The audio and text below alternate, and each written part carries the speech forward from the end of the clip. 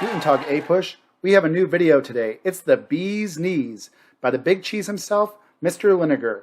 Let's make history today as we jaw over Unit 3, Day 9. But first, let's do our daily punishment. I made a pun about the wind, but it blows. Pun about the wind, but it blows. All right, we're finishing up Unit 3 today. We'll be starting Unit 4. Will be the next video. We're going to be ending talking about slavery system in the South. So your key terms for today are the planter aristocracy, the peculiar institution, the gag resolution. We'll talk about some slave rebellions: Stono Rebellion, Nat Turner's Rebellion, Denmark Vesey, Gabriel Prosser, the Black Belt, the Liberty Party, Harriet Tubman, the American Antislavery Society, the American Colonization Society, William Lloyd Garrison, Frederick Douglass, Sojourner's Truth, David Walker, Elias Lovejoy, Harriet Beecher Stowe, Sarah and Angela Grimke, and George Fitzhugh.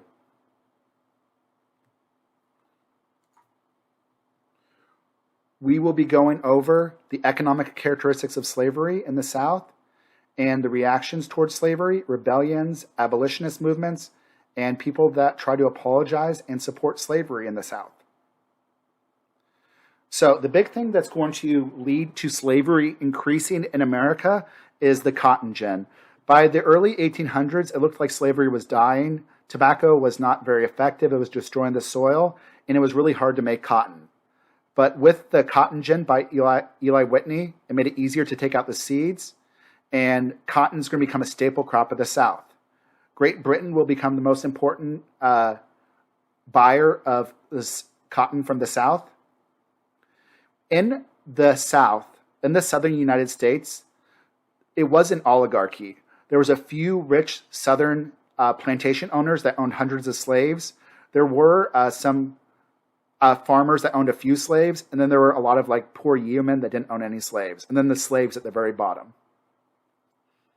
And the planter aristocracy were the elite, the rich plantation owners. Plantation agriculture will be wasteful.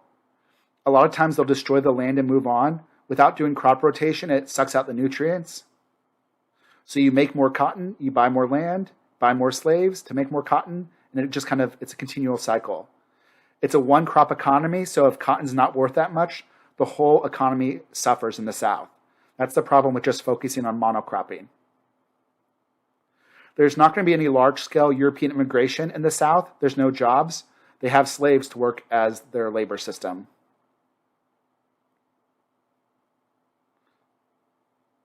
In general, we know that we have a rough estimate that 1,733 families own more than 100 slaves. That's actually not that much. 2/3 of the South owned fewer than 10 slaves. Only 1/4 of the South owned slaves. Most Southern white farmers were subsistence farmers, individual farmers. Here's a plantation farmer. This is part of the plantation aristocracy, the planter aristocracy during the time. And you see slaves working in the cotton fields. During this time, at first, when slavery first started, there were free slaves. So we talked about slavery before. At first, just because you were born from parents of slaves did not mean you were automatically slaves. It's not going to be really till Bacon rebellions that slavery becomes hereditary. A lot of the first freed slaves were mulattoes, black mother. They're going to be freed by a white father. There will be a few freed slaves in the South, but like I said before, it's mostly where their mother was raped by the plantation owner, and then he would free the kids. At first, it was possible for slaves to purchase their freedom. There is a few instances of slaves even owning slaves themselves. In the 1700s and early 1800s, there's a strong anti-black feeling in the North. Some states will forbid entry of African Americans. They didn't want them to compete with cheap labor. Slavery, one of the nicknames for slavery was called a peculiar institution. The reason why it was called a peculiar institution was the South relied for it. The more intellectual Southerners, the ones that had some more self-knowledge, they knew that slavery was an evil, but they couldn't imagine life without it. That's why it's called a peculiar institution. Thomas Jefferson described slavery as holding a wolf by the ears. You don't like what you're doing, but you're afraid that if you let go of the ears, the wolf will rip out your throat. In 1808, Congress will stop the banning of the slave trade. Remember, under the Constitutional Convention, that was one of the compromises they did. There still will be thousands of slaves smuggling in, but for the most part, what they're going to do is the Southerners will force the slaves to breed with each other, and they'll have little kids, and then those kids will become slaves later on. Slavery is going to be an investment in the South. It's the primary wealth asset in the South. Sometimes slaves could be rented to owners to other ones. They did breed slaves. When Africans come to America, eventually you'll have a blending of Christianity and native African religions. So like the whole idea of responsorial in some African churches. Can I get an amen? Amen. That's an African tradition. That does not come from Europe and white churches. Nope. The drums, bongo, stuff like that. And slave owners will use harsh punishment as well. So let's talk about life and living conditions under slavery. 9/10 of slaves were illiterate. A lot of southern states made it illegal to teach your slave how to read or write. They felt that if the slave was educated, they would be more likely to rebel and to oppose slavery. Slaves could do different things to try to resist. A slave could try to run away. They could just do something working extra slow. They could try to break the equipment and not get caught. The most extreme thing which they could do is slave rebellions. And there were some histories of slave rebellions in the United States. The first one was in the 1730s. This was in South Carolina. It was a slave rebellion in South Carolina. The slaves will fled. They will be caught, and it will not be successful. Gabriel Prosser is going to lead a rebellion. He was actually talking about a rebellion. He was trying to get people to support a slave rebellion. It will not happen, but the slave owners will find out about this, and he will be hung. Denmark Vesey is going to lead the biggest slave revolt in American history. Eventually, another slave will inform the master, so he'll narc out on Vesey, and the slave revolt will be quashed. Probably the most famous slave revolt is Nat Turner's rebellion. Nat Turner believed that God told him to free the slaves. He's going to become like a religious figure to the slaves. He's going to lead a religious slave revolt. They'll kill 60 Virginians, including women and children. Eventually, this slave revolt will be squashed. 100 slaves will be killed. It is going to be the largest in history. It beats out Denmark Vesey's. Nat Turner's revolt, which was in 1831, is going to worry the South. It makes them pass harsher laws. This is where they really get rid of the idea. It makes it really hard to free slaves. They make it illegal to teach your slave how to read or write. Here's a famous political cartoon from Nat Turner's rebellion. It's a painting. So, conditions were horrible in slavery, but there are conditions of horror. Like, you might not like any of your classes, but some of your classes are less horrible than others, like mine.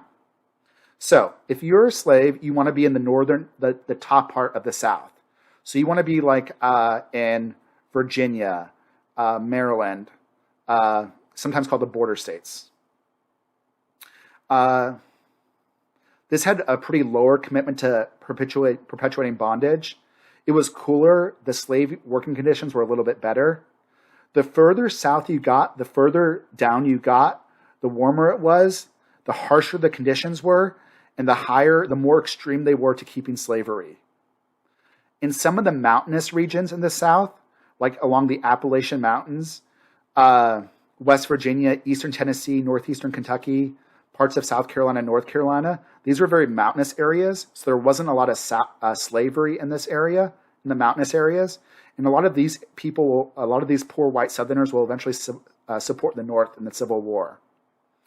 So the three regions are the border South, Delaware, Kentucky, Missouri, Delaware, Maryland.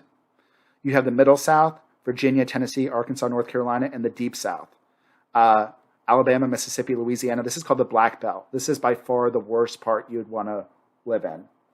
And here's a picture of the Black Belt.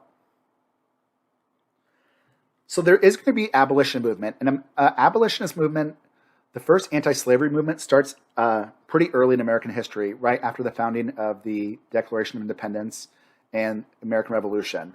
You have the Quakers who created the first anti-slavery society. One of the next anti-slavery society was the American Colonization Society. This wanted to get rid of slavery, but a lot of white people, even though they wanted to get rid of slavery, they didn't want the African Americans to live in America, so they wanted to send them back to Africa. A lot of founding fathers like Washington, Hamilton, Madison, Jefferson were part of the American Colonization Society. And some slaves will actually be sent back to Africa. And that's how the Republic of Liberia is formed. During the Second Great Awakening, some of the famous preachers like Charles Finney, Arthur and Lewis Tappan, and Lyman Beecher will be part of the abolitionist movement. Eventually, we're going to have the major anti-slavery movement, which you need to know. It's called the American Anti-Slavery Society. And this will be the major anti-slavery organization in America. This was formed in the 1830s, 1831 also, I believe. Here's a pamphlet for the American This is for the Colonization Society. The whole idea of colonization is so freaking ridiculous. These people, the African Americans have been living in America for years. They have nothing in common with Africans because they were stolen from their country. So they're not going to be just like shaking this white guy's hand. Thank you for sending me back into a place where I don't even know. I have no clothing. I have nothing to support myself with. I'm so happy. It's so ridiculous. Let's talk some more about abolitionism.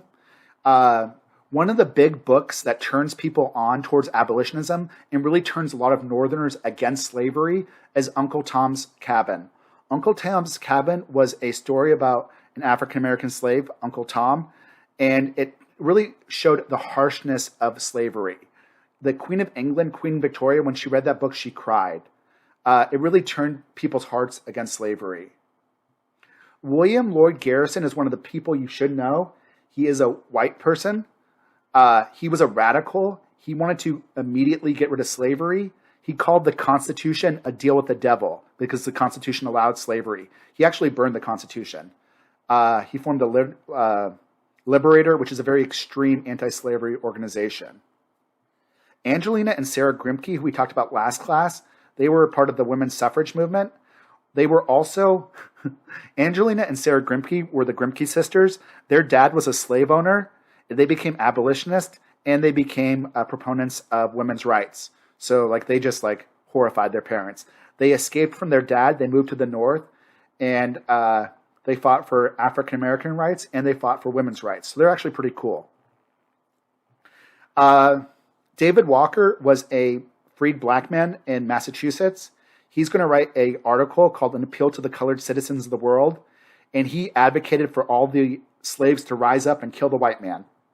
Good for him. Elijah Lovejoy is going to be in Missouri. Missouri was a border state. It had slavery, but it's a little bit less slavish. But he was writing an abolitionist newspaper in Missouri.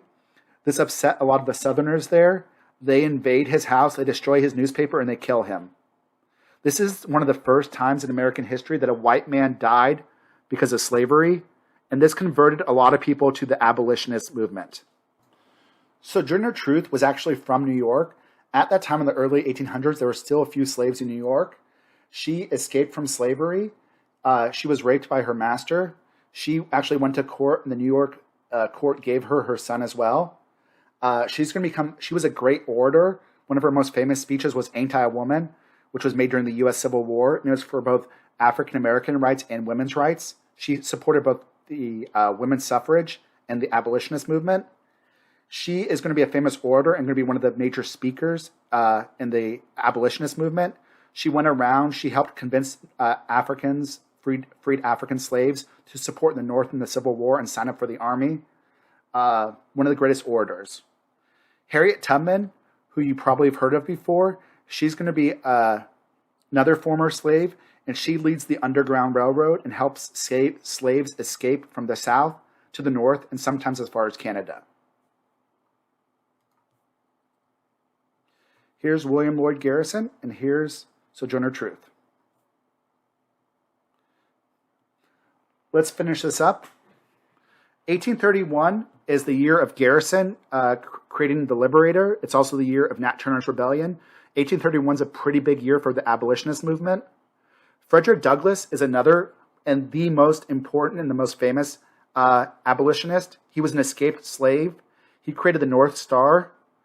Unlike William Lloyd Garrison, Frederick Douglass is going to be more moderate. William Lloyd Garrison said we should just let the South form their own country because we don't want to make a compact with the devil. But Douglass is like, bro, if we do that, all those people are still enslaved. Douglass wanted to work through the democratic process to end slavery. So he's much less radical, much less violent than Garrison was. He'll create the North Star, and he's going to become famous when he writes the narrative of the life of Frederick Douglass, which becomes a really famous book in American history. It talks about his life as a slave. During this time, we will have a third party being formed in American history. The third party will be called the Liberty Party, and the Liberty Party wanted free soil, and they wanted to end slavery in the territories. In the 1700s, it looked like Virginia might get rid of slavery, but eventually it was defeated in the Virginia House of Burgesses. Slavery was super controversial in America, and whenever slavery happened, it looked like there would be a civil war. Remember, we had to do the Missouri Compromise. So what happened during this time is eventually Congress will pass something called a gag resolution, which prevents American congressmen from even talking about slavery. It's super anti-democratic. There will be some Southern apologists who will be arguing for slavery. The most famous one is George Fitzhugh. What George Fitzhugh did was he tried to prove a negative by focusing on a negative. He said basically the North had slaves also, but the Northern slaves were factory workers. He called them wage slaves. So therefore, what the South was doing was A-okay, according to him. He also pointed out the hypocrisy of the North, how they relied on slave labor for their textile mills, and how the bankers in the North loaned out money to the South, which is true. Here is Harriet Tubman and my boy, Frederick Douglass. All right, kiddos, that is all. And we are done with Unit 3 right now. We'll be starting Unit 4 next class, and we'll be starting with the Mexican-American War. But that's all I have for you for today. Until next time, deuces, yeah.